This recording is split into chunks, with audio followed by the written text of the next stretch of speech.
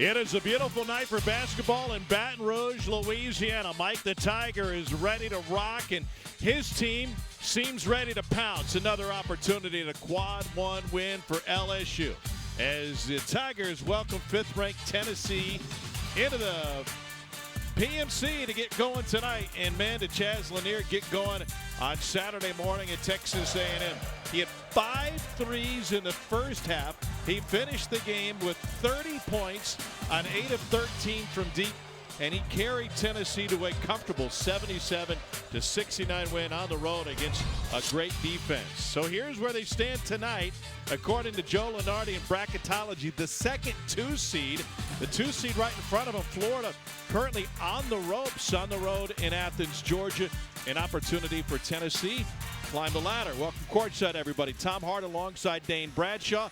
And that 1 seed certainly within reach for the Vols. It sure is. They've got a monster game this coming Saturday against Alabama that could make or break that 2 and 1 seed line, but they cannot overlook this LSU Tiger team.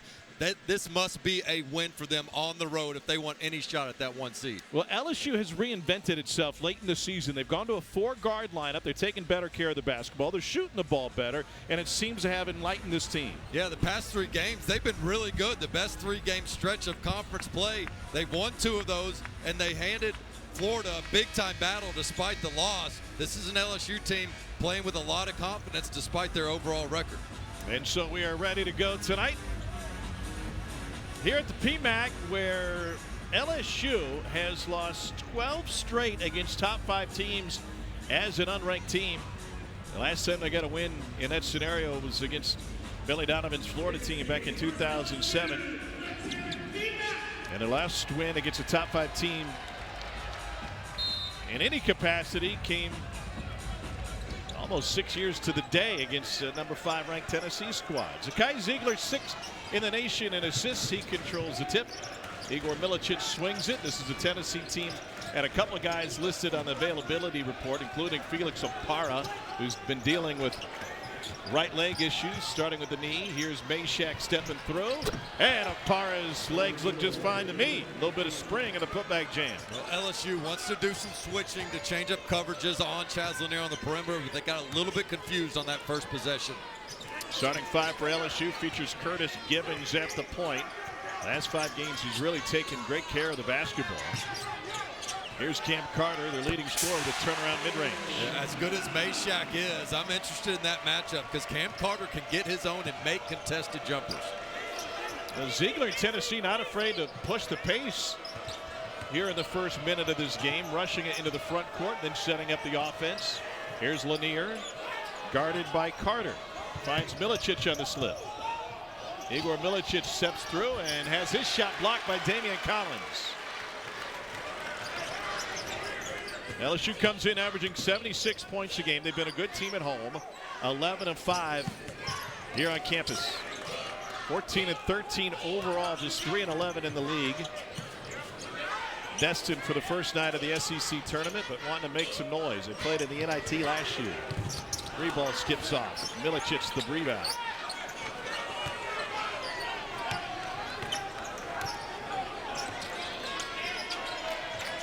Ziegler with the screen from Meshack. And here's Milicic getting downhill. And a Tennessee turnover. Yeah, careless pass by Ziegler there. Milicic was not expecting that one.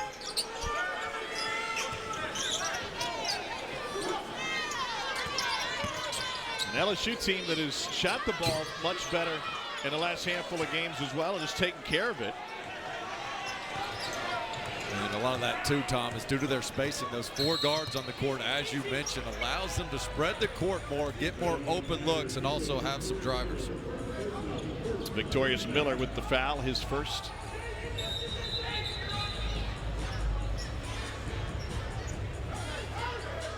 They want to make sure they got the foul on the right guy.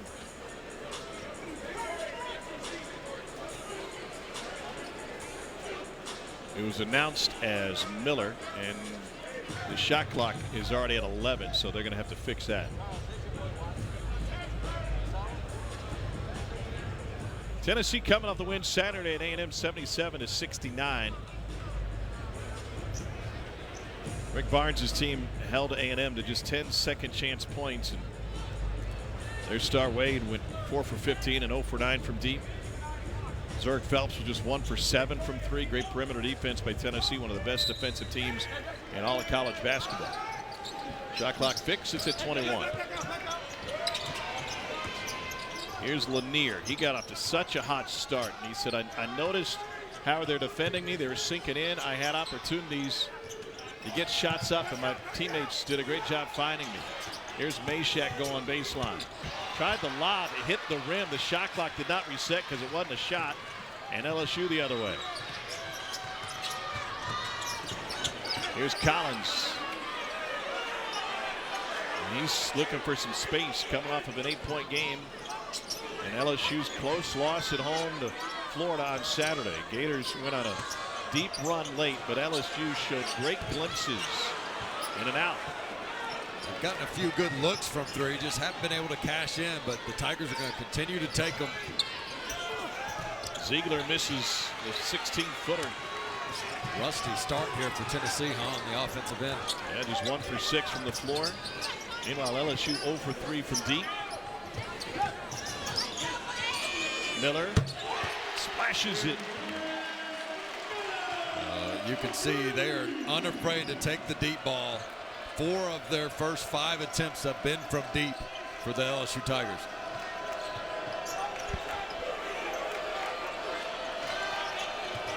Look how LSU will switch some on the perimeter, even if it's bigs on guards. Collins chase them off the three-point line. You can't just jump out of control like that, though. And so Lanier steps in and drains 2.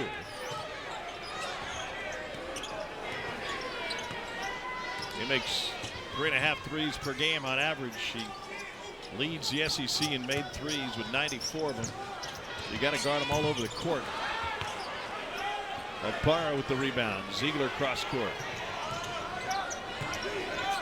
And an immediate pickup of Lanier by Cam Carter. Ziegler lob, and it's knocked away. Meshack ends up with it. Jamal Meshack into the paint. 5 to shoot. Here's Lanier for 3. And a second opportunity for Meshack. Off the window. He stays so active on the glass. Kind of an unsung hero last game on the road at A&M. Coach Rod Clark talked about how important those 2 offensive rebound tip-ins he had against the Aggies. And an LSU turnover. Chaz Lanier, a little pump fake. 1 step closer, a little bit easier. Yeah, this is the simple shot fake. Rick Barnes has been imploring him to implement more and more, and he is starting to master. You must jump at his shot fake. He's such a shooter. LSU and Tennessee are doing battle. Auburn 13-1, leading the conference with a huge win against Georgia on Saturday. And by the way, Georgia trying to upset Florida. They got 20 seconds left in that one in Athens, but a topsy-turvy top half of the league. That'll be a crazy one if Georgia can pull that off. Out of all the games left on their schedule, hosting Florida was not the one I saw for the Bulldogs to get a win.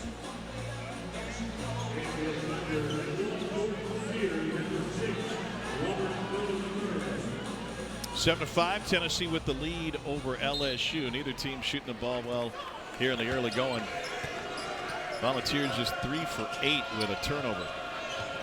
Take a look at how hard Tennessee cuts, though. I mean, they do everything with purpose, and that's why they get really good spacing on the offensive end. Igor Milicic. Nope. And here comes LSU the opposite way. George Sears on the floor now running the point for LSU. Matt McMahon has played just about every combination possible with his roster this season. Here's Cam Carter giving it up. And a paint touch close to it. About as close as LSU will get with this lineup. Out for 3, and it's good for Victorious Miller.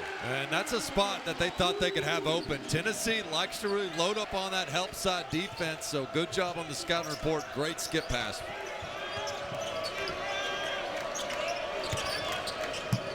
Cade Phillips getting some run coming out of the last time out for Tennessee. So is Jordan Gainey. He's been under the weather. Was on the availability report last night, but was part of Tennessee's shoot around this morning. Well, take a look how LSU gets everybody on this side of the court, and then they just read that skip pass. And by getting that many of the teammates on the same side as the ball, it sinks the defense even more. And what a confident team LSU has been out of the gates. Yes, just 2 of 6 from 3, but it's more about them being the aggressor, not turning a single opportunity down. Darlinson Dubar got tied up inside with Robert Miller III. Largest center of the game. Which again for Tennessee is somewhat of a trap game, if you will. But you've got an LSU team playing with nothing to lose, and they're playing more confidently than they have really probably since the start of SEC play. Phillips working on Carter. Ziegler now picked up by Miller. Ziegler to the block, out to Meshack. Meshack replaced him at the block. Dubar for 3. Phillips had to fight to get in rebounding position and ended up getting fouled. And they'll get Cam Carter for his first. And that's where you have some of that switching. You can be effective on the shot, but can you be just as effective and hold your own on the rebound where you get that mismatch with a little on a big?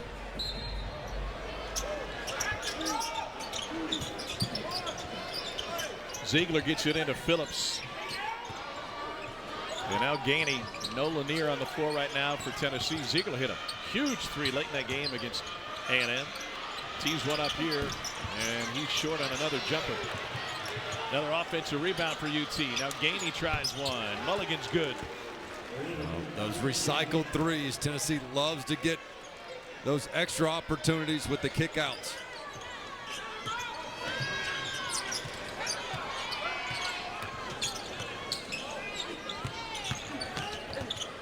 Got Bailey fouled, and he's going to the line. Or they're just counting goaltending. Well, good aggressive drive. Why'd you get so excited about that? Well, he caught that thing on the go, and look at him just drive that closeout. Just really nice job, as Dubar was expecting him to possibly shoot it from deep. Instead, drove it right away. And he got it after it hit the glass. Ziegler trying to shake. Gainey downhill, rejected. That one sent to the second row. That was a big-time block by Robert Miller III. He has been playing really good basketball lately for LSU. You see him here with the impact on that rim protection. And he's been passing the ball well on the other end, shooting with confidence. Third block of the game for LSU. And he rotates in there with Collins. So between he and Collins, they're the one in the 4-round-1 offense. Ziegler got Miller in the air, turned it into a layup. It's one thing to jump at the shot fake. It's another to not have any backside defense, as everybody was so consumed with their own man.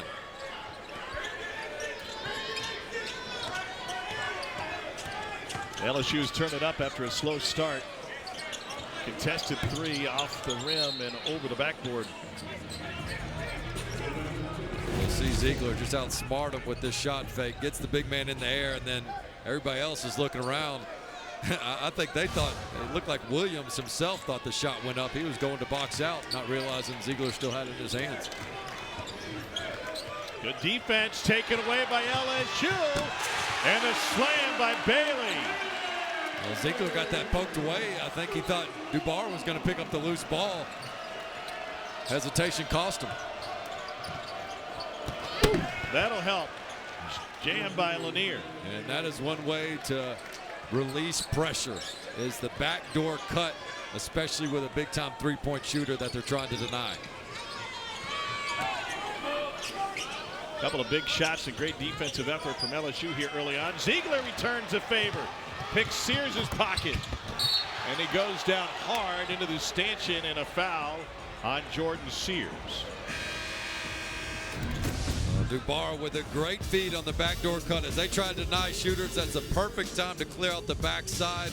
Nice cut by Lanier for the dunk.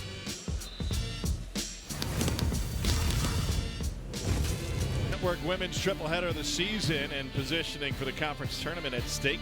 Number 11, Lady Vols host Georgia at noon Eastern on Sunday. The number 1, Texas, which held Georgia to 30 points in their midweek, plays host to Florida. We cap the afternoon with number 7 LSU hosting Ole Miss at the PMAC right here in Baton Rouge.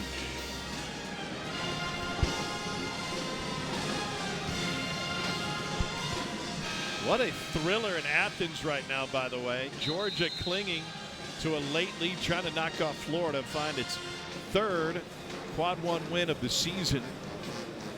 And the movement from a bracketology standpoint continues. Now, Houston had a big win last night. Calvin Sampson's team won the Big 12 back-to-back years. So you've got Houston and Duke as the 2 outliers who have kind of sullied the water among the SEC teams trying to get a number 1 seed.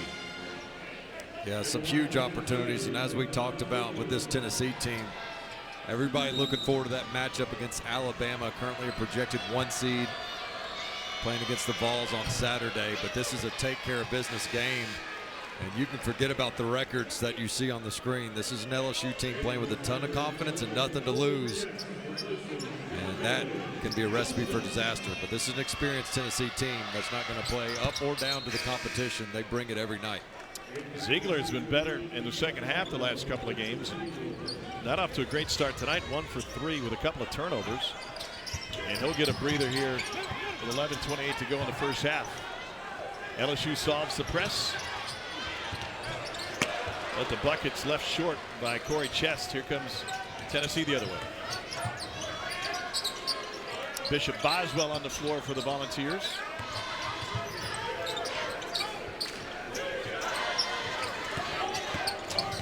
Gainey left it way short and wide. And now racing down on the other side is Mike Williams III. He beat Gainey back down the floor. Yeah, the missed shot where rebounders really weren't in position.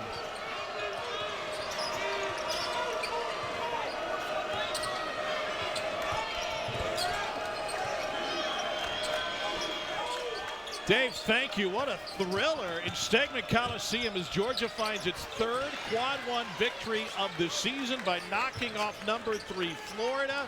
That also puts into play a number 1 seed for Tennessee down the home stretch as it compete with Florida as the top 2 number 2s according to Joe Lunardi. Welcome to Baton Rouge. Tom Hart alongside Dane Bradshaw. Number 5 Tennessee has had its hands full early on with LSU. This is a little bit of a sloppy and uninspired start to this game for Tennessee, coming off the road win at A&M on Saturday. Yeah, not only the 3 turnovers, but several just errant shots, some air balls, just as you mentioned, sloppy play for Tennessee against a very confident LSU team that's playing well the past few games. Jazz Lanier has 5. He's made 1 3 already, coming off the 30-point outburst against A&M. And Tennessee with 9 offensive rebounds that has led to 9 second chance points. Here's Lanier. It's in and out. Offensive rebounds have saved Tennessee, but Okpara couldn't squeeze that one. And now an LSU team, Dane, coming off of a Saturday loss against Florida, but Matt McMahon's squad used a 22-2 first half run with incredible defensive intensity, great offensive efficiency to take the lead at half against Florida. They led by 6. Gators pulled away late. But it's an LSU team that is playing much better than its 3-11 conference record. Absolutely. They have found their offensive identity under Matt McMahon. Going to this 4-guard lineup around 1 big. You see what they've been able to do. 2-1 in the last 3, and the 1 loss, as you mentioned, was a very competitive game against the Florida Gators. So as everybody in Knoxville has been wondering, is this a trap game? It's not just a trap game where Tennessee could overlook. I don't think it's so much that. It's about how well LSU is playing and the confidence they're playing with nothing to lose. Here's Jordan Sears. He's been cold from deep lately, and now Victorious Miller gets cut off. Tigers with 6 to shoot. Sears again. All the way across court to Miller. And Lanier tracks down the rebound. Tom, they like that skip pass. They know Tennessee's going to help over some, and they were going through that and shoot around. LSU with another steal. That is the 4th takeaway of the game for the Tigers. And Meshack knocked that across the inline. It'll be LSU basketball under the basket. Yeah, sometimes just with the ball, getting it poked away. Other times just the guards passing the bigs in situations that don't really have much of an advantage, and the bigs haven't been ready to catch some of those bounce passes right there in the middle of the paint through a lot of traffic. LSU coming off of a tough win against, tough loss against Florida. Illegal screen at the top. We'll go against the Tigers and Mike Williams III. Meanwhile, Tennessee coming off of an inspired performance against Texas A&M. It's Damian Collins who got whistled for the foul. It's his first. Lanier, as you may be aware, led Tennessee with 30 points. He had 8 threes, including a 5-for-5 start. But not a great start here tonight in Red Stick for Tennessee. It's not the offensive possession they wanted. Trying to run a play, never got set, and Lanier has been trying to catch the ball for about 25 seconds. Meshack decides to launch a three, and he drills it, bails him out big time, and knocking down his first 3 of the game. Well, he's been much more selective with a three-point shot. That time desperation, which sometimes too can be to a shooter's advantage when you play loose and you shoot it loose when you know the shot clock is winding down. Miller gives it up. Deep 3 off the back of the rim, and Milicic had it. Meshack had it. Chest took them both down. LSU just 2 for 10 from 3 to start. Milicic, second thought. And tracked down by Miller. Well, you see the rebound advantage to Tennessee, and that's the trade-off with this LSU smaller lineup. The balls are going to really be able to take advantage on the boards. Boswell took a shot there. Yeah, he did. And unable to clear the cobwebs. Rick Barnes not happy with Milicic. And Chad Newman will go to work and check out Bishop Boswell. Beautiful night in Baton Rouge, Tennessee by 4. We've got some movement. Blue Kane hit a late 3 with 48 seconds to go to put Georgia in front of Florida, and Mike White's Dogs pulled it off. Lunardi now has them third among the first 4 out, trying to make their way into the tournament after having a deep NIT run last year. So that result in Athens does 2 things. It moves Georgia up, and it also moves Tennessee up now as the number 1 2 seed, according to Lunardi. What a massive opportunity for Tennessee, having Florida lose during the week, and then you have a chance to play Alabama on Saturday to possibly move up to the first ever number 1 seed spot in Tennessee history. Of course, they'd have to hold on to that till Selection Sunday, but what an inside track they could have. Got to take care of business here first. Play out of the break, goes to Aparo, jump right over Miller. Then it gets it blocked by Collins, but it still went in.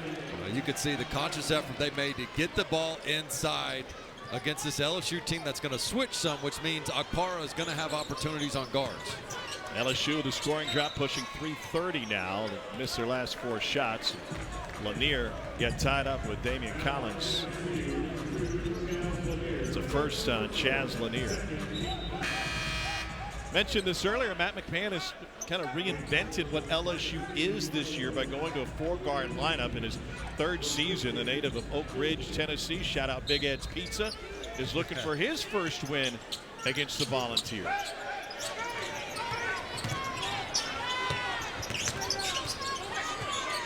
Mike Williams will reset. Williams had it stripped by Meshack.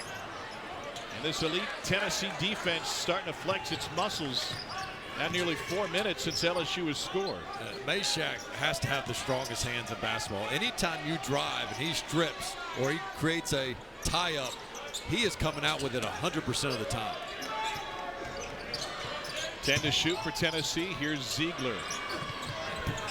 Left it short. A lot of his shots have been short so far tonight.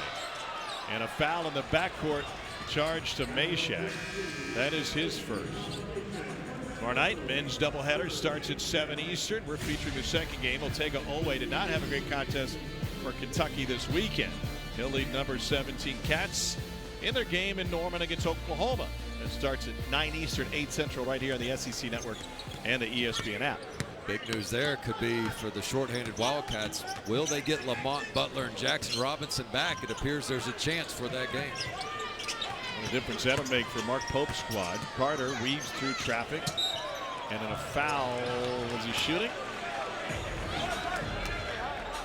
Joe Lindsay says no. It's the first on Jordan Gainey. Mentioned this earlier. Gainey has been under the weather, was listed on the Tennessee availability report, but he did go through shoot around today. This kind of feels like if you watch Jordan play early in this one that he's not all there from an energy standpoint. No, he's trying to fight through it. He made a three early on, but has left a couple short. Just been a little bit loose with the ball. Ziegler's had a couple of turnovers. Gainey for three. And I'm going to say that's basket interference, and they'll wave it off.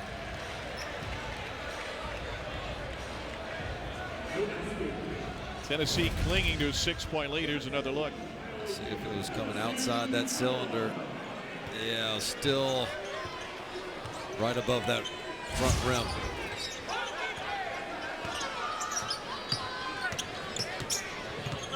It's Curtis Givens.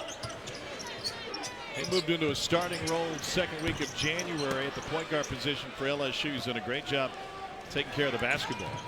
That's another story on LSU is the number of freshmen they play. Imagine Curtis Givens as Akpara gets the dunk, but Curtis Givens bringing the ball up. Number 3 in white with the headband. I mean, this is a guy that's a freshman having to go up against the reigning defensive player of the year in Zakai Ziegler. And so it's been baptism by fire for this LSU team, but they've gotten better as conference play has gone on. They are a young team with 4 freshmen that are on the floor regularly. Akpara with the block. Meanwhile, on the other side, not just tonight, but every night, you're facing veteran teams of 23, sometimes 24-year-olds. It's a Tennessee team that not only plays well together with a lot of experience. Well, Akpara has given Tennessee such great rim protection. His timing and his instincts. It's one thing to have great wingspan and a good vertical. It's another to be able to time it the way he does. A real gift for the big man down low. He's got a 7'3" wingspan for a guy who stands 6'11" and a standing reach of 9 feet 4 inches. That'll get you close to the rim without leaving your feet. Here's Cam Carter. Trying to kick it into the corner. That is 5 straight empty possessions for LSU. And this is the danger of a young team and a team playing one much more talented. That man squad has had severe ebbs and flows going back to that last game against Florida. Well, and again, with this smaller lineup they have, the purpose is to be more efficient offensively. So right now, they're just 2 of 12 from 3, yet you don't have the trade-off that you want because you're still giving up the rebounding edge without the points to offset it. Interesting matchup with Collins on Ziegler. And it leaves Meshack guarded by the point guard Givens. Now they get right with another switch. Okara has it knocked away.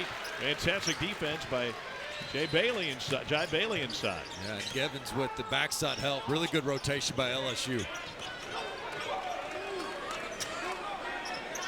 LSU has missed its last 6, and they have 4 turnovers in the last 6.5 minutes. Collins fights through and banks it in. They need that one. A 6-minute scoring drought for LSU. It wasn't pretty, but it was effective as Collins got the positioning. Really good hands to catch this ball in traffic as they saw the mismatch down low. Help comes over and is able to just power up and muscle through the contact for the M1. And it's a young man, redshirt junior out of Atlanta, Texas, a transfer from Kentucky.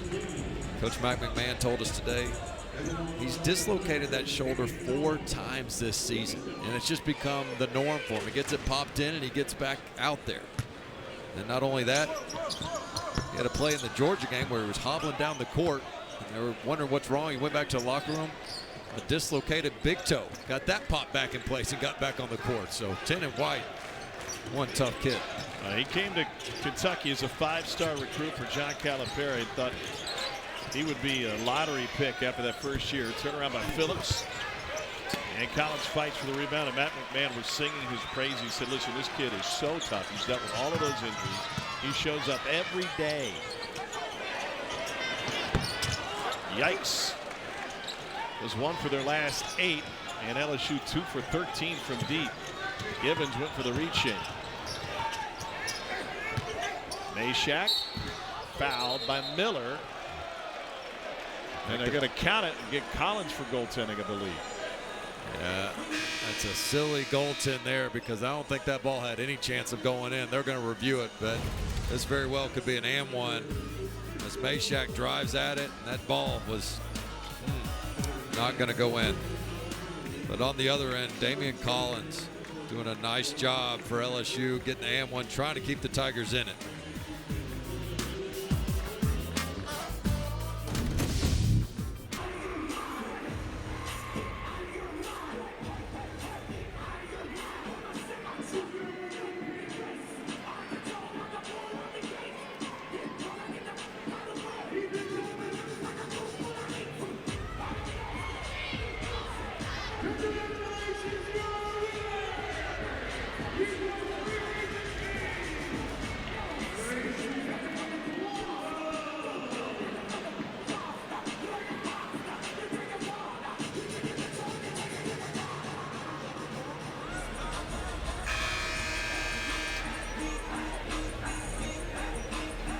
All right, Alyssa, thank you. You're a great American. 6-point lead for Tennessee against LSU. You heard Slade hollering about Blue Cane before the line cut out. It's a Knoxville native hitting a huge shot for Georgia that could help Tennessee move to that 1 seed. Yeah, it absolutely could. For Georgia's sake, they have been waiting to clip off one of those big-time opponents in SEC play. They got it done, and while doing so, helped Tennessee to get above Florida. It looks like on that last goaltend, I think they're going to reverse that with the ball still going to be up in the air.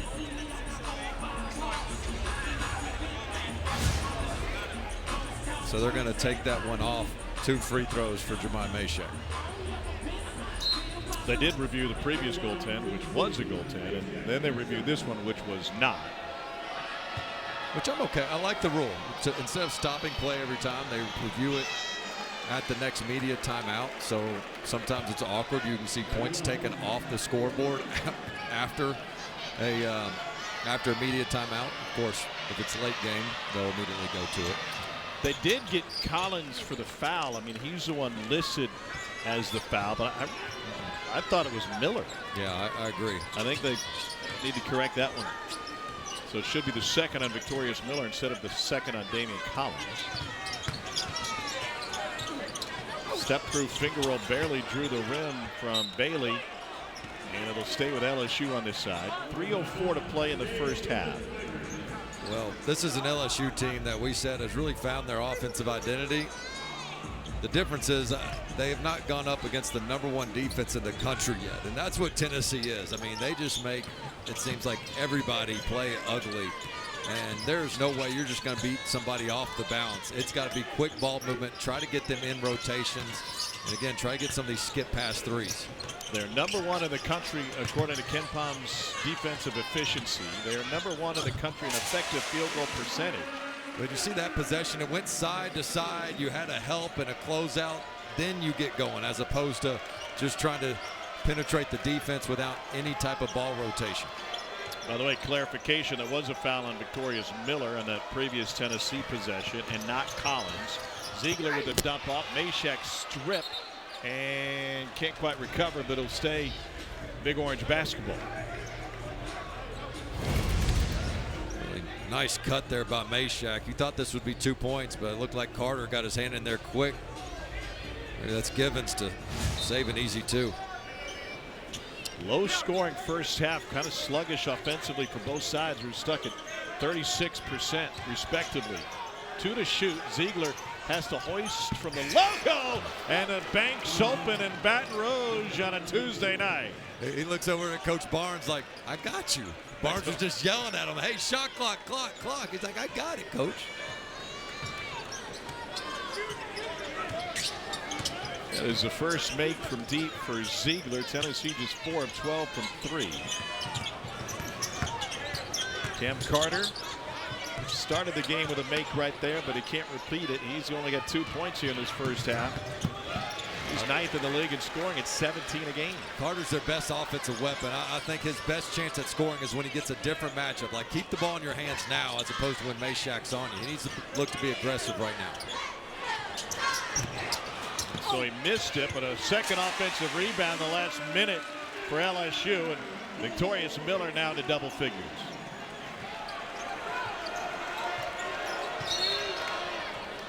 Tennessee takes a timeout with the ball in the front court. It's a 6-point game. Well, sometimes better to be lucky than good, and Ziegler's going to be long on this 3-ball attempt, but it works out for him. Just a clean bank off the glass as he looks at coach like, I heard you, I got you, I appreciate it. Now, this is a guy that has exploded here recently in the second halves for Tennessee. And you start to wonder, what would their conference play look like without what he did against Vanderbilt and then on the road against A&M. Seems like the longer the game goes, the tougher he gets. And it's such a challenge because you never want to take him out of the game. But if he plays 35 to 38 minutes, his 35, 38 minutes, given the fact that he's such a two-way player and how his motor never stops, it's a tougher, more fatiguing 38 minutes than your average player. And so that's something that Rick Barnes and the staff, they look around like, well, it's a tight game. I don't want to take them out now, but it's a discipline I think they got to continue to have to try to get him some breathers, knowing that you need him fresh down the stretch, especially come March. Got to be even tougher in such a physical and competitive league as the SEC has been this year. Ziegler passes on the 3. Now he's matched up with the 6'9" Collins. Drives on the big guy. Dumps it off to Meshack. 6 to shoot. Back to Ziegler. Launches a 3, and it's an air ball. He was 4 foot long on the first one and 4 foot short on the last one. Rather be long at the top of the key than short.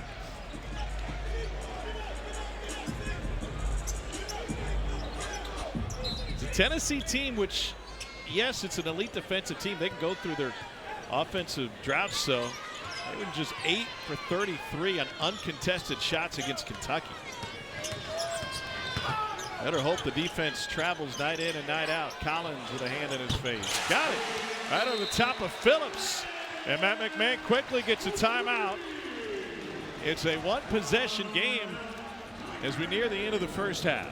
You have got to love this if you're Matt McMahon. This LSU team has not been bashful. They have had a short memory as Collins knocks that down. Just 2 of 14 from 3 before that triple. But I just love the confidence that they've been playing with, and it has not been pretty. I'm sure if you told Matt McMahon you'd be 3 for 15 from 3, just 10 for 26 from the field, he'd think it was a double-digit deficit. But their defense and that game plan has kept them in this. He's got to love where he's at going into half.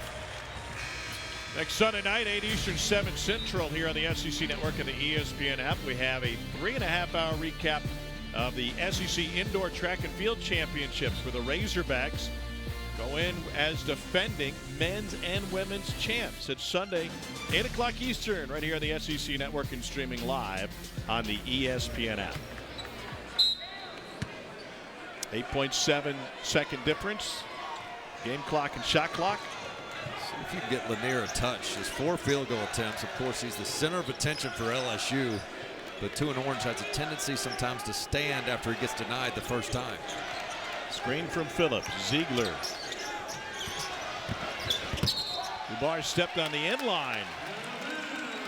But see, what I don't like about that is Lanier tried to make his initial cut. And he gets across the court, and he's denied, but then there's no second, third action as Dubar gets forced out of bounds. Meshack gambled on the steal. Shot clock is off. Took a few steps to gather. Into the front court with 10. That Bailey. Tried to dump it in the corner. Only 2 to shoot. And now a fadeaway 2-pointer off the mark. Empty possession for LSU. They had too many of those with 6 turnovers, but they forced 8 Tennessee turnovers. Only 23 points in the first half for LSU, but they're Mike the Tiger keeping watch over us here in Red Stick.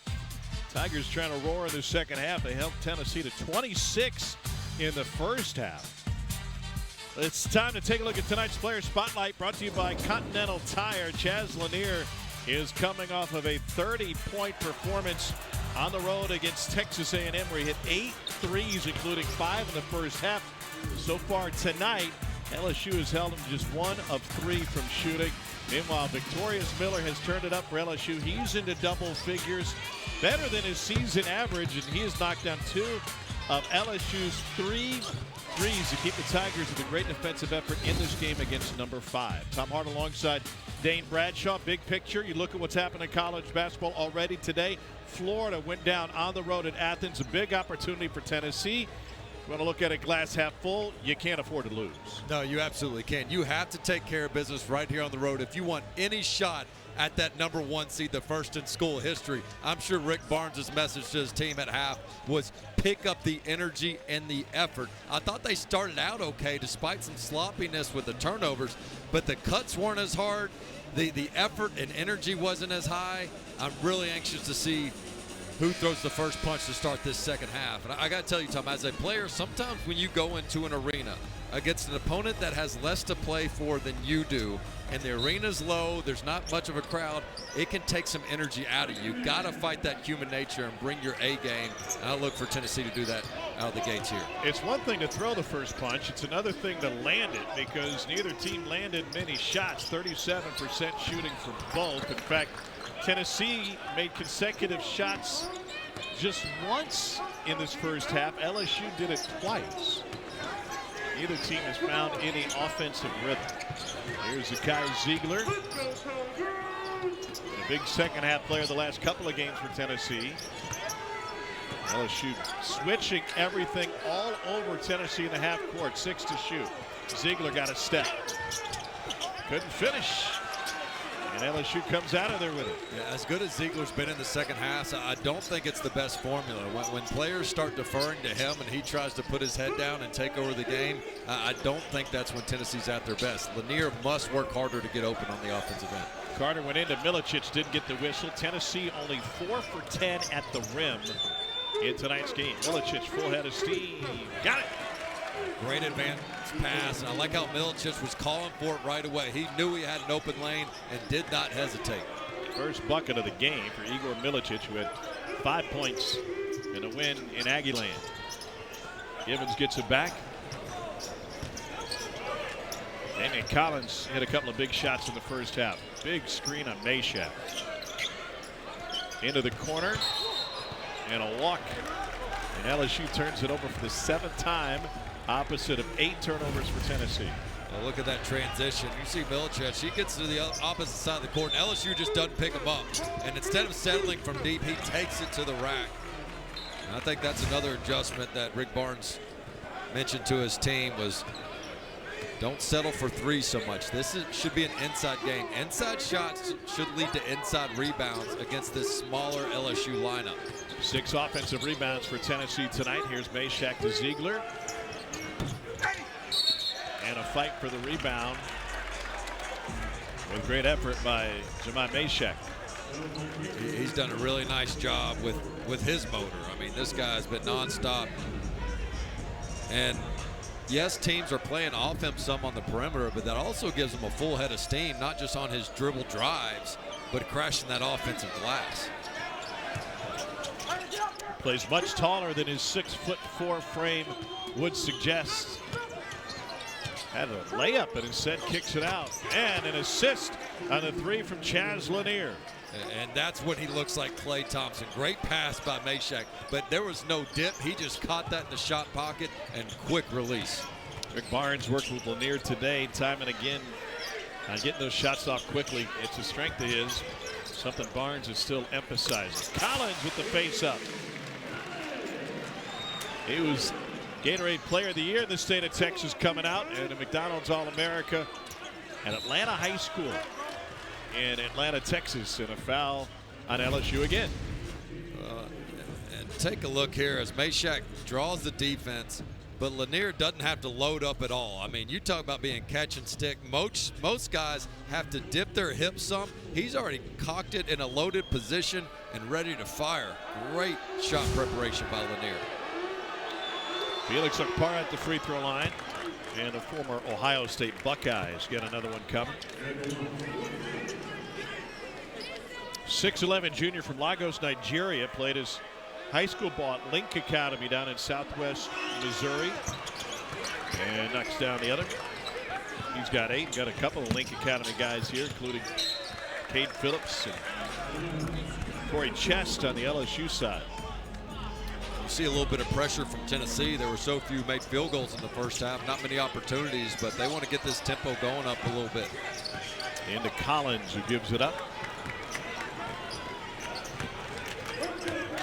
Freshman Victorious Miller, 6'5" freshman out of Los Angeles.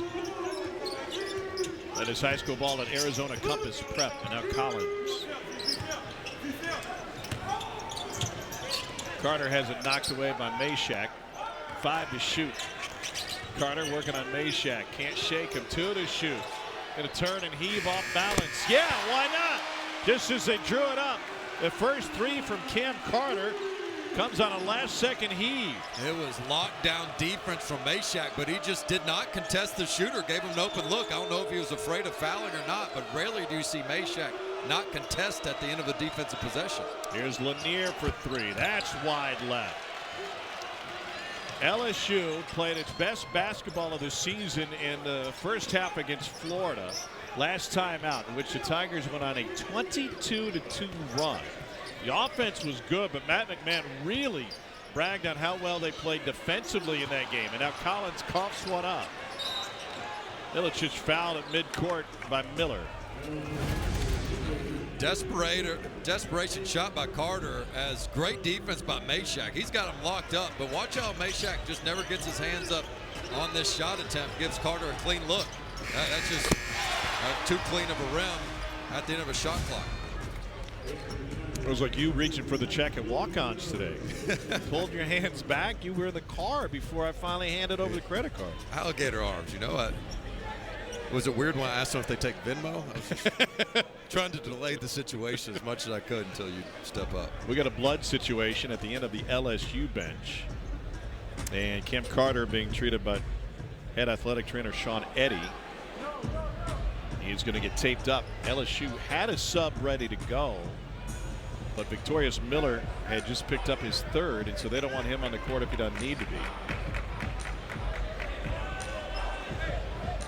They'll cover it up. Cam Carter is from Donaldsonville, Louisiana, but he started his college career at Mississippi State and went on to success at Kansas State. He's got 10 20-point games this season. He has really turned it up. He's better and more efficient offensively than he has been any stop in his college career. Here's Okpara. Drop step and a foul on Collins. And that's the 3rd on Damian Collins. And that all starts with a little big screen. You use Zakai Ziegler, a small, tough little guy that's going to just set a big, powerful screen here. And then as soon as Carter thinks his man's back, he's not. Good delivery there to get your postman a deep post touch. Okpara is a guy that 65% of his field goal makes are dunks, but they got to get more of those traditional back to the basket plays. And that is one way to do it, using your point guard as your best screener. Came in with 53 dunks on the season, and he is a perfect 4 for 4 from the floor tonight. Got a team high 11.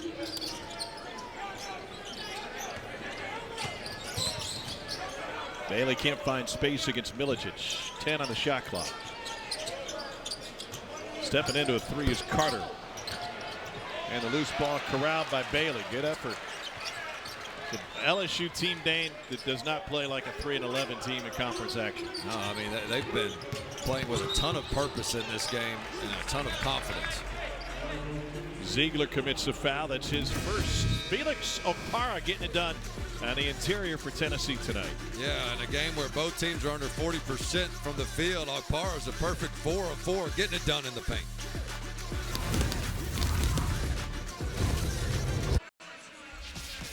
Well, Chaz Lanier has evolved as a scorer this season under Rick Barnes' tutelage. Not just a three-point shooter. Yes, we've seen his quick release, but the shot fake has been deadly, getting him to his mid-range. In the past couple of games, Tom, he's also been able to get to the rack. We saw it against A&M. We've seen him drive it as teams sit waiting for that jumper, going all the way to the rack.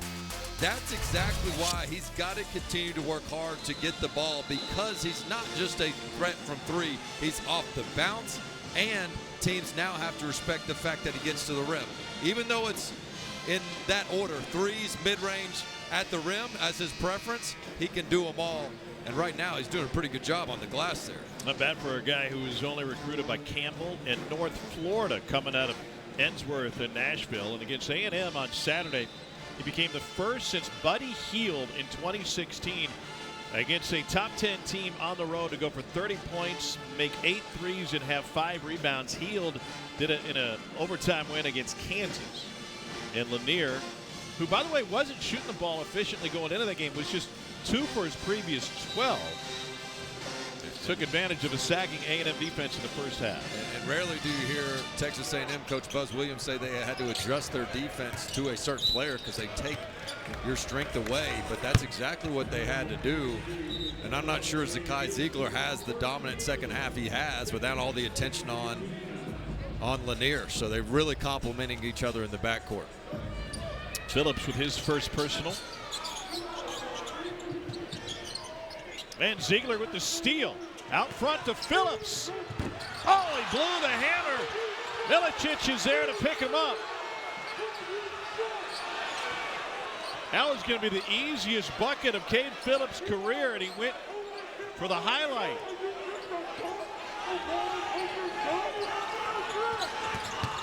Ziegler behind the back and off the glass. I mean, isn't that just so Zakai Ziegler? He makes the steal, and when his teammate makes a mistake, it's like, don't worry, man. I got your back. I always do, and I'm going to turn your missed dunk into an and one opportunity. And here's why he's so good. Just denial, never takes a play off, kicks it ahead. And Phillips, sometimes those things happen.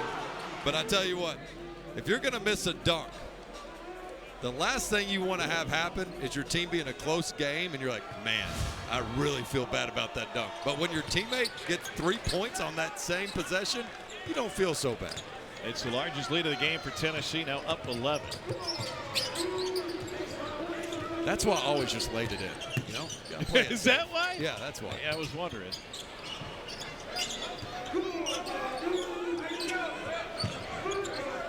Quiet night for Robert Miller III. He's coming off of a double-double. It was fantastic against Florida with 19 and 10. Another LSU turnover, though. 3 turnovers the last 2.5 minutes for LSU, including back-to-back possessions. Phillips trying to shake, jump hook. Milicic there. And corralled by Robert Miller III. A game against Florida was the first career double-double for the freshman from Houston. Gives it up, looking for an assist, and he gets it on a Curtis Givens triple. First bucket of the night for Givens. Yeah, he doesn't shoot a great percentage from 3, just 26%, but he took 9 of them last game, connecting on 3, but that shows you he's got the confidence to take and make them. Ziegler behind Milicic, and a kick. 6 seconds back in the shot clock. Well, the freshman out of Memphis, Tennessee, Givens, is going to be in the left corner after the great ball movement, just skipping it around, making that extra pass, and knocks it down. Again, this guy's got such a high ceiling, a 4-star recruit, getting invaluable experience. And our colleague John Sunvold made a great point last game about this LSU team. Like, it's already hard to be a freshman in college basketball, but now with all these extra COVID years, the transfer portal, everybody's so old.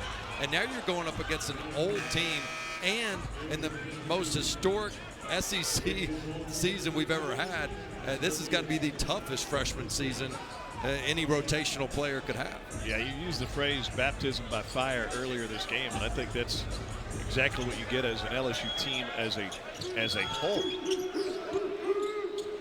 And Matt McMahon has proven that he will use everybody on this roster. He has rotated through a handful of players. They've had to deal with multiple injuries, 2 torn ACLs on this team. Gainey gets on the floor for it. And it'll be Tennessee basketball. Yeah, to your point, the Jalen Reed injury for LSU really hurt them earlier in this season. He tore that ACL against Florida State in the ACC Challenge, and he was just a mismatch nightmare at the 4 spot. As we see for the hustle play here, as both guys go after it, looks like LSU knocked it out of Gainey's hands. 7 to shoot. So you get it to your best shooter in the corner. Milicic follows Wow. Well, and that's where Tennessee has to eat. They can't stop and look at the shot. LSU gave up 19 offensive rebounds the other night to Florida. That was the difference in the game. Because they have this smaller lineup, you can get a lot of opportunities there. Miller fouled on the pass. Let's take a look where Milicic is going to come from. He's just going to come right down the lane and get this missed three-ball opportunity. And this thing couldn't come off the rim any more perfect as nobody boxes him out. That is as clean of a crash to the glass as you'll see. Easy money for Milicic. LSU's only gotten off 6 shots in the second half. Tennessee has 13 attempts since the break. Turnovers have been an issue for the Tigers. 6 to shoot. Sears gets it inside. Miller with 2 on the shot clock. Tough angle. Got it. And this is a young but very talented LSU team. And Robert Miller's given him 11 a game over his last 4. Finally gets his first field goal. And between Miller and Collins, they've got great height and elevation to make some of those tough contested mid-range jumpers. Milicic down the paint again. Just took it right down the pipe before Miller committed his 3rd person. 12:20 to go. Hey, I think this is our final Tennessee game of the year, if I'm not mistaken. We're towards the end of the season.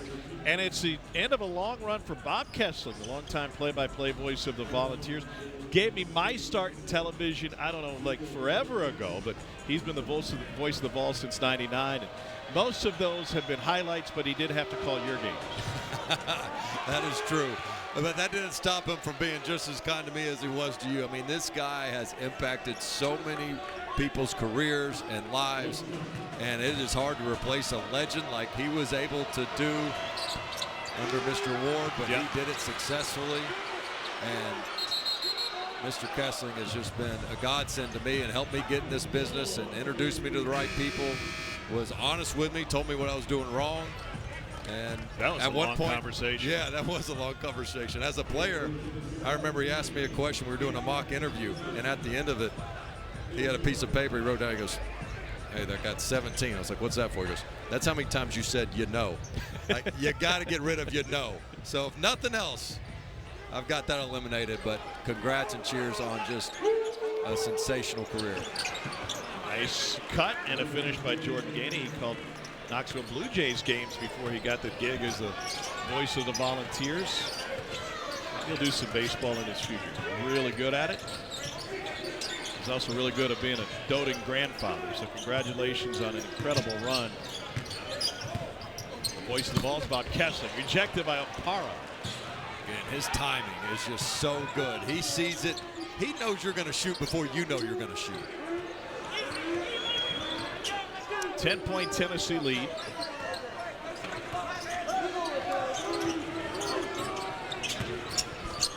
Ziegler has it taken away again. That's his 3rd turnover. Givens running the floor, reverses it in. Ziegler's been good for Tennessee, but I think he has been bothered by some of the active hands by LSU. I mean, they have really been swiping at the ball. He's got to keep this thing closer and get some separation.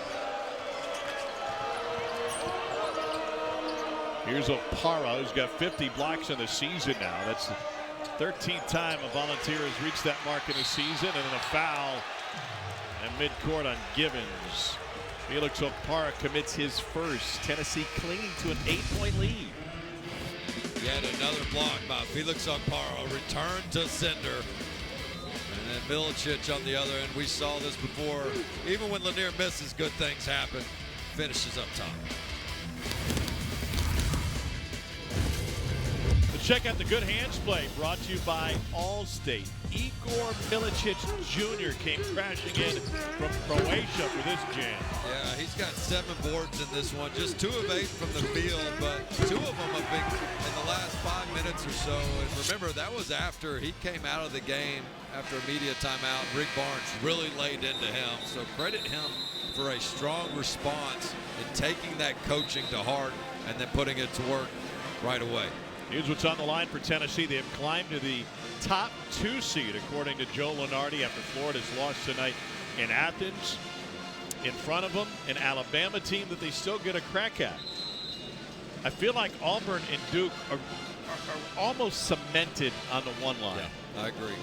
And if you're wondering, Tennessee fans, how Alabama's doing tonight against Mississippi State, 68-38. So Alabama not rusty in their midweek game before the big-time matchup on Saturday. Nate Oates' team put up 53 in the first half.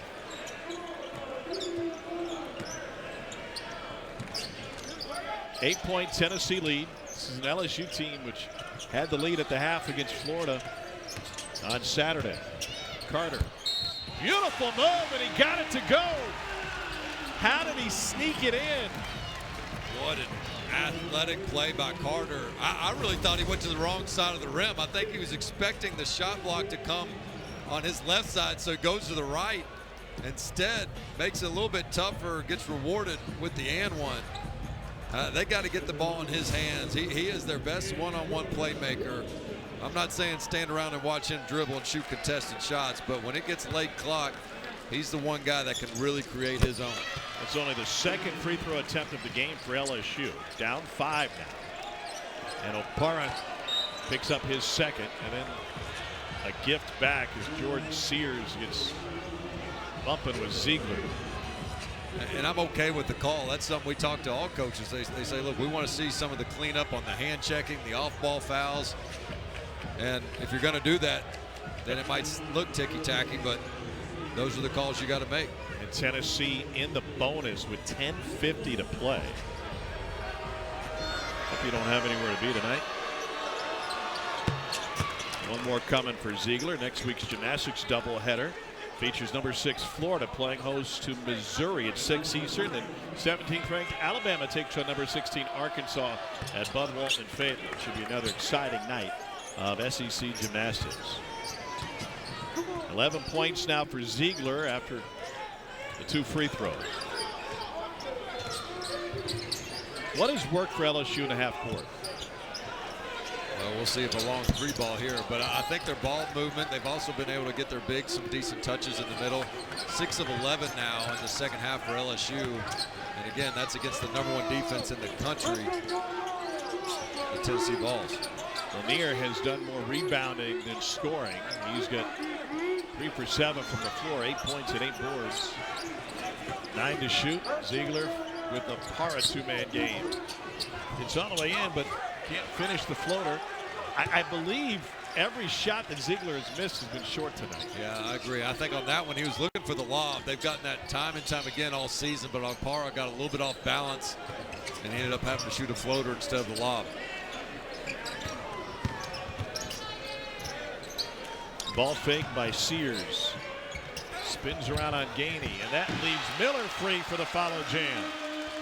Well, and on that one, Okpara got caught coming over to help, but if you're not going to get up and block the shot, then you need to be staying attached to your man. Gave up the backside rebound. Over 2.5 minutes since Tennessee has made a bucket.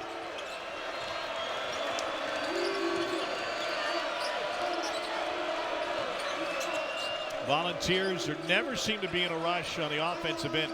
341st in the nation in tempo. Miller had his hands on it, now recovers it. Opportunity for LSU. They've hung around and hung around. Carter gives it up.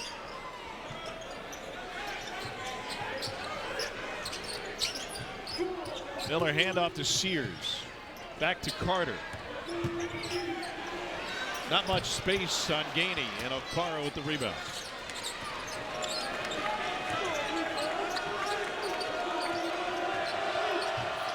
Ziegler with the lob. Okpara the flush. That is a staple of the Tennessee offense. Yeah, that's the exact play they wanted a couple possessions ago on the other side of the court. That time Okpara able to roll uncontested.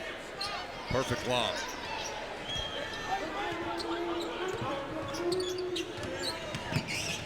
Sears had Ziegler on skates and then turns into a foul. Charge of the Tennessee point guard, the second committed by Zakai Ziegler.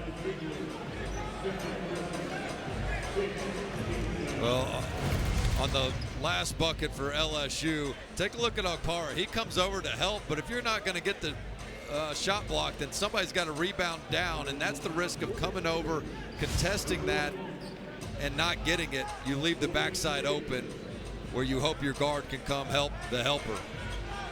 So Jordan Sears at the free throw line. By the way, as Brian Dorsey was relaying the foul call to the scorers table, Zakai Ziegler is right next to him, disagreeing with everything he said. No, I didn't. A foul on number 5. No, it wasn't.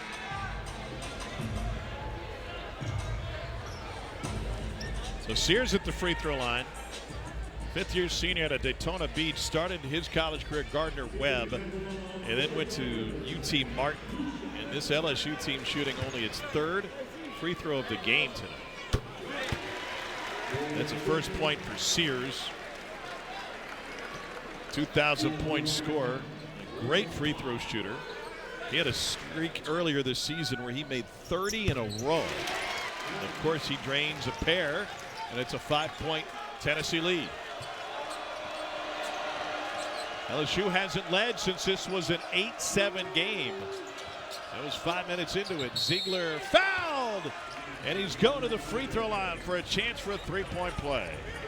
And that's what you call putting the defender in jail and just snaking the defense. Look how he's going to just sit there and keep the defender on his back, snake that ball screen, and then use Akpara as an extra screener, keeping the rim protection away.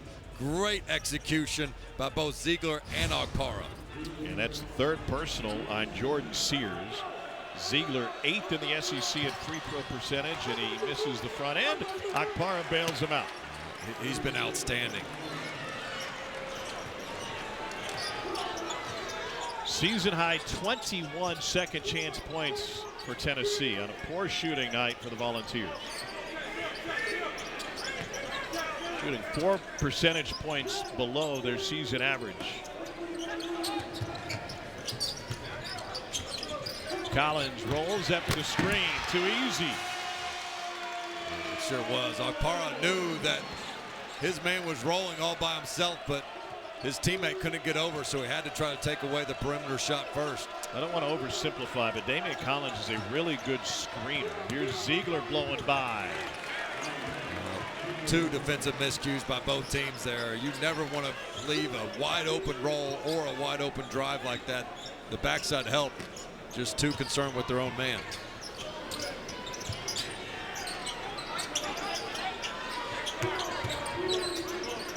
Carter working from behind Collins. Gets another screen from him and a slip. Sears left his feet. 4 to shoot.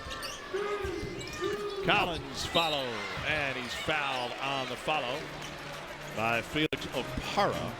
Would be the 3rd on the Tennessee big man. LSU will not go away. The pick and roll, and Collins with the easiest tool he'll have. This guy's a human pogo stick. And then Ziegler with a nice lob. You can never throw it up too high for Akpara. He says, throw that thing up. I'll do the rest.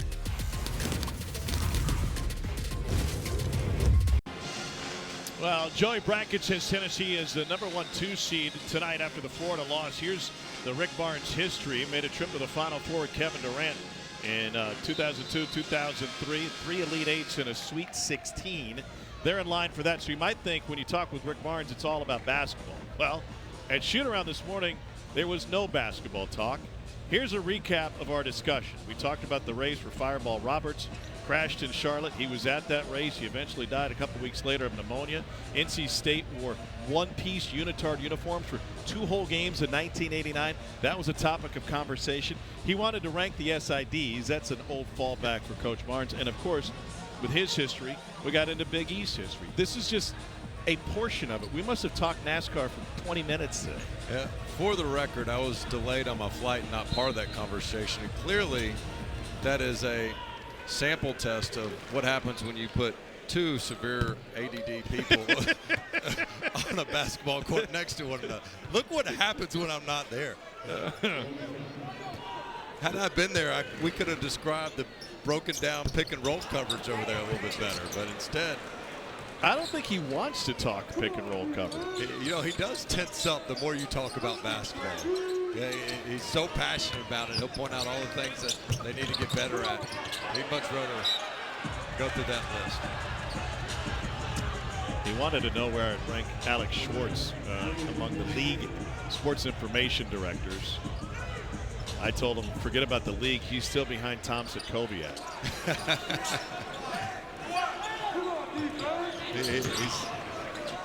He hopes to be like Kessling, being able to replace a legend. That's right. I think the beauty of Rick Barnes is he is an intense coach who hammers his team on the details. That's why they're so good defensively. Gainey's short. 9-point lead, and Meshack fouled on the rebound. But he's not all basketball all the time, right? I remember going into Lexington last year, huge game with Tennessee playing at Rupp. Dalton Connect, if I remember correctly, had a big game. And about 20 minutes before tip, it must have been 40 minutes before because Kessling was out there. There's little Ricky from Hickory sitting on a trainer's table with his legs dangling up, and he's just making fun of Kessling the whole time. But, Coach, you're getting ready to coach in front of 24,000 in a top 10 showdown on a Saturday night. It's a huge game. And all it is busting Kessling left and right. Well, I think that's what also allows him to coach his players so hard, because when it hits the practice court and when it's game time, it is all business. But he can immediately turn that switch to, as soon as practice over, he's going to put his arm around these guys, play a practical joke arm or whatever it might be. And that's where you see the loyalty come through. I tell you, that guy at the free throw line, Jemai Meshack, is one of the top defenders Rick Barnes has ever had as a coach. And really in this game, his offensive reboundings have been a huge separator, leading to those free throws. Tennessee +7 at the free throw line in an 11-point game. Miller is cut off by Opara. Gibbons passed on the three, sets up his teammate for one. And Opara with the rebound. He's having a big night. And that's a shame for LSU, because that's exactly what they want. Operate out of their 5-man in the middle of the court, see if you can get that skip pass and one extra, just unable to knock it down. And so Tennessee will bleed clock. Lanier is open for a split second, guarded by Miller. Got some space. And it's rebounded by Robert Miller III. Yeah, I think that could be some of their tempo criticism, and it's not a bad thing. They look to score early, and if not, they do what they call reload at the top of the key and set something up. They're not going to shoot early just for the sake of tempo. Back to Gibbons. And a foul on the rebound.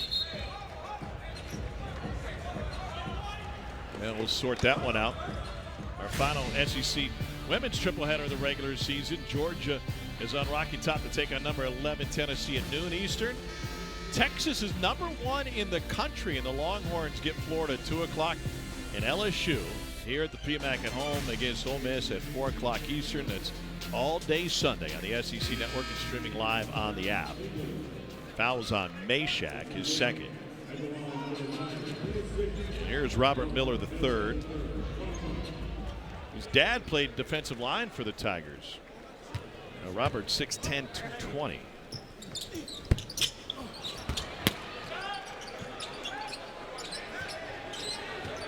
LSU in a scoring drought, nearing 3 minutes now.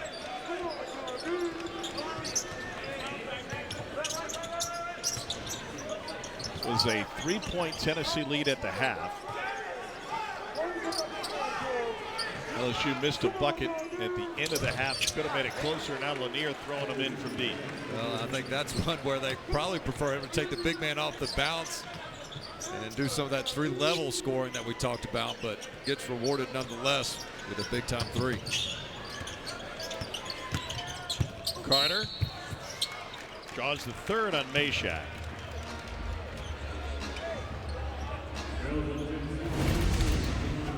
Cam Carter's at a handful with Meshack as his primary defender.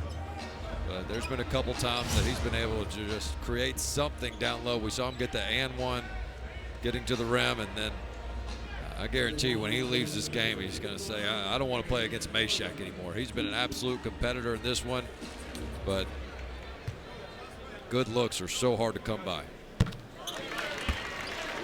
Carter's got another one coming. Last year at Kansas State, Kim Carter gave the Wildcats 15 points, 5 boards, and 2.5 assists a game. He has increased his scoring. He has increased his field goal percentages across the board. 2 years ago, with the Wildcats, played on an Elite 8 team. And he had that monster performance against his home old school, 20 points earlier in this season. That was really the first marquee non-conference victory for the SEC. LSU over Kansas State. At the time, looked like one of the more impressive non-conference victories for November. Lanier rattles it home from the pull-up jumper. And that's what you'd like to see. I wanted to see it the previous possession, but that time he doesn't settle for 3. Shows you how he can stop on a dime, too, with that soft touch.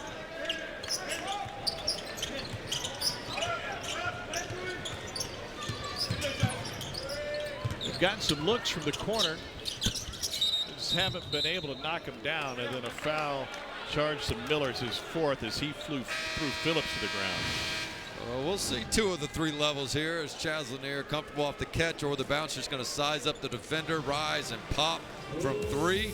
And then now he's going to stop on a dime. And it's so hard to stop at that speed, pull up under control with that soft touch. He's special. 60-46, Tennessee leading LSU. 3rd season for head coach Matt McMahon, who's from the Secret City, Oak Ridge, Tennessee. Spent some time at Murray State where he won 75% of his games. Got his start in coaching with Tennessee, 2001 and 02. Was with Buzz, who he played for at Appalachian State, was an assistant coach at App.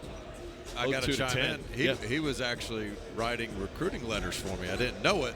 I thought it was the handwriting of my old assistant coach, Chris Ferguson, only to find out later he delegated those obligations. You saying he forged the letter? He did not sign it from Matt McMahon?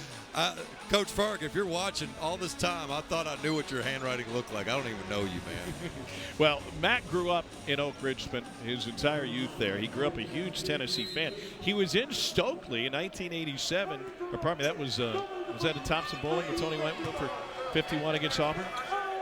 Here's Phillips at the free throw line. I think that was the Stokely game, but Thompson Bowling was the 1990 game. Chris Jackson, Allen Houston. Yeah, it was Chris Jackson went for 49. Allen Houston went for 43. Dale Brown had said 3 words on the dry erase board that day for LSU: run, fun, and gun. And Chris Jackson took advantage.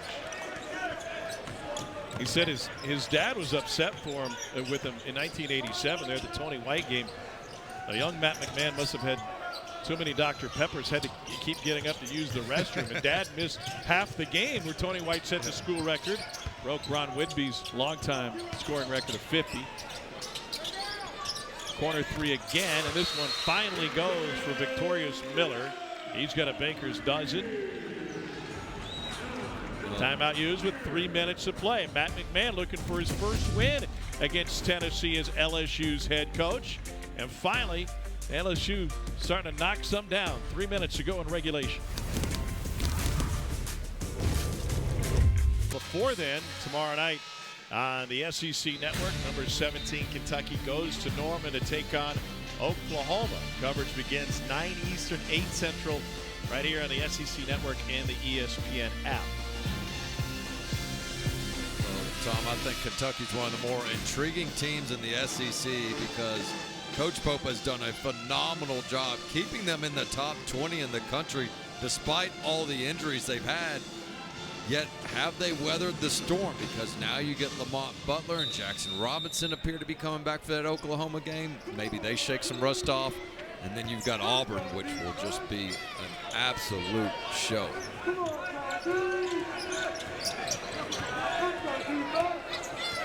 I didn't feel like Auburn really played that well when we were there on Saturday, but Janai Broome sure did. 31, one off his career high. Milicic's challenge at the rim. Aggressive move by Miller. He's playing with 4 fouls. Georgia threw him a little bit of zone, and then they finally made the adjustments in the second half, and Broome was fantastic. Look at the nice verticality there by Miller.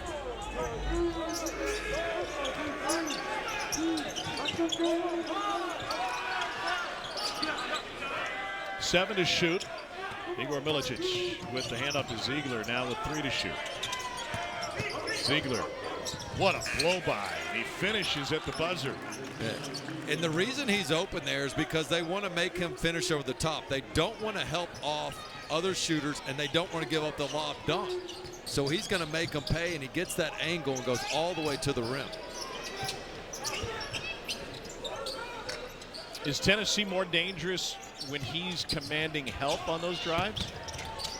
Yeah, I think so. I mean, anytime the ball's in Ziegler's hands, good things are going to happen. Miller got a little space, throws it in. 15 for victorious Miller. By the way, I think I answered your question. I was talking to the producer. I'll talk about it. Used to it.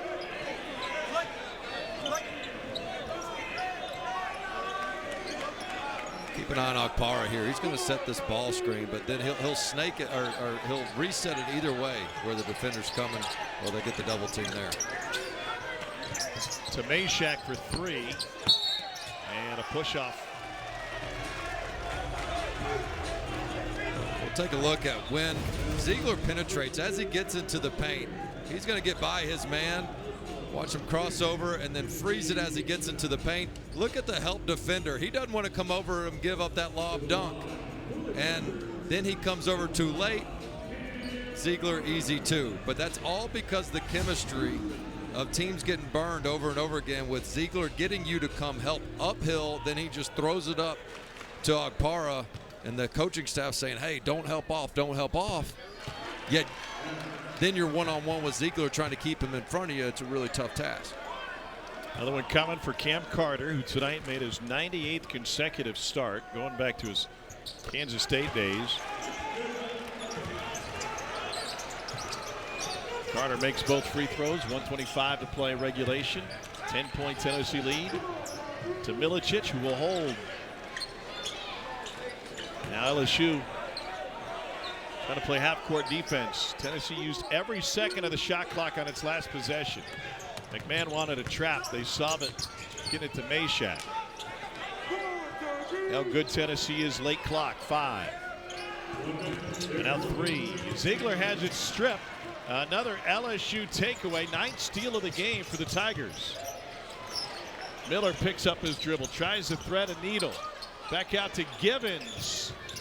Big 3 in LSU within striking distance with 46 ticks remaining. 7-0 LSU run. Well, Rick Barnes really upset at that last turnover for Tennessee. He wanted to see Zakai shoot this ball earlier instead of driving to the rim, and then LSU still showing some life and stay patient. And then eventually a little scramble for a loose ball.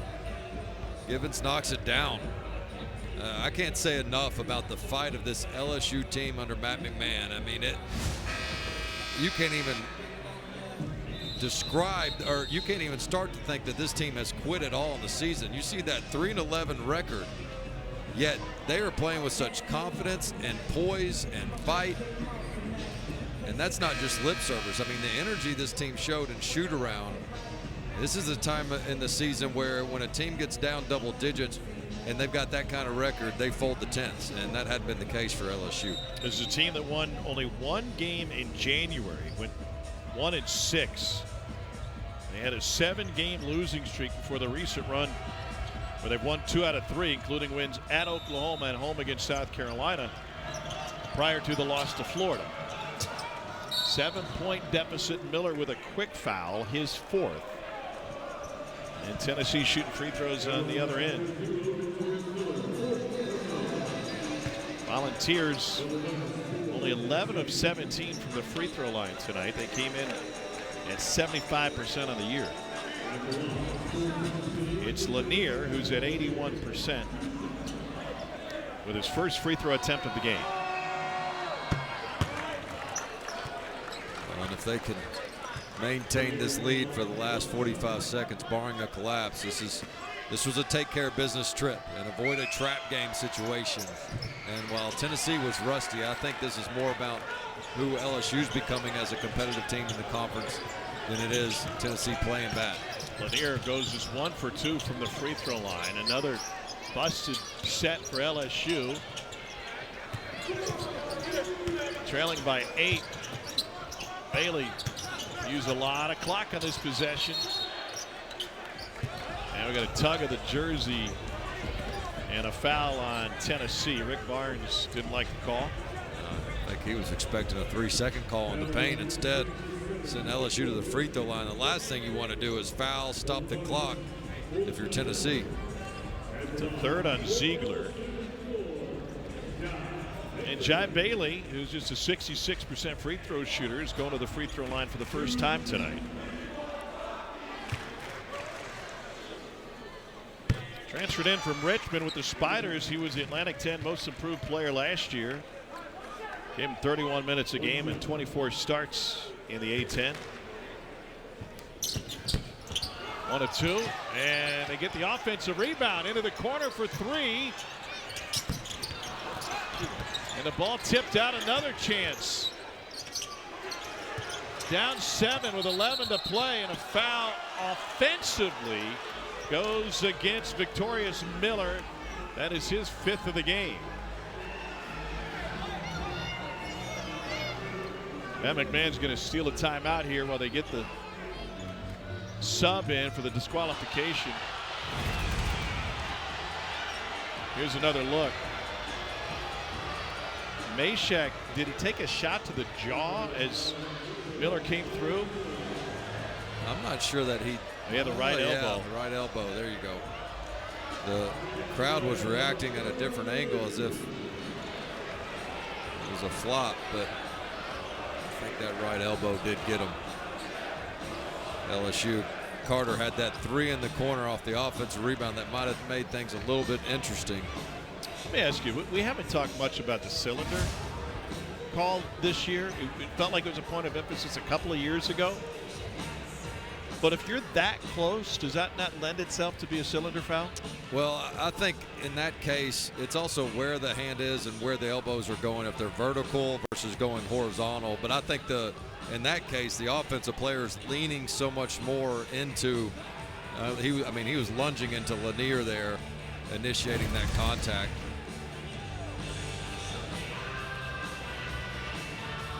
But to your point, if that hand is, no, that would not be a cylinder situation. He started behind the line. He ended up a stride over the line. And Victorious Miller, the officials were taking a long look at this one at the monitor. Joe Lindsay. After review, the call on the floor has been reversed. There will be a cylinder foul assessed to number 15, red. Hey, you called 0 white will shoot 3 free throws. Wow. The cylinder foul was initially put into play to protect defenders. Chris Kramer, Purdue, years ago, look him up on YouTube, ended up with a bloody nose after a play near midcourt where an elbow got him, and it's designed to keep defenders away from those elbows on regular basketball plays. Obviously, if it's intentional, if it's a swing at the defender, that's different. Yeah. Well, the officials saw it differently, and maybe when they slowed it down, they saw the contact on the elbow when the hand was still on the body of the LSU Miller. So instead of fouling out, Victorious Miller goes to the free throw line. He's got 16 now. It's a 2-possession game. And he's got one more coming because it was a foul on a 3-pointer. Little best case scenario, still be a 2-possession game. Mashack with the rebound. LSU's got to foul him, and they're a little late getting there. John Bailey commits it, and Jemai Mashack walking to the other end to shoot free throws with 7.9 left. LSU has scored 10 of the last 11 points.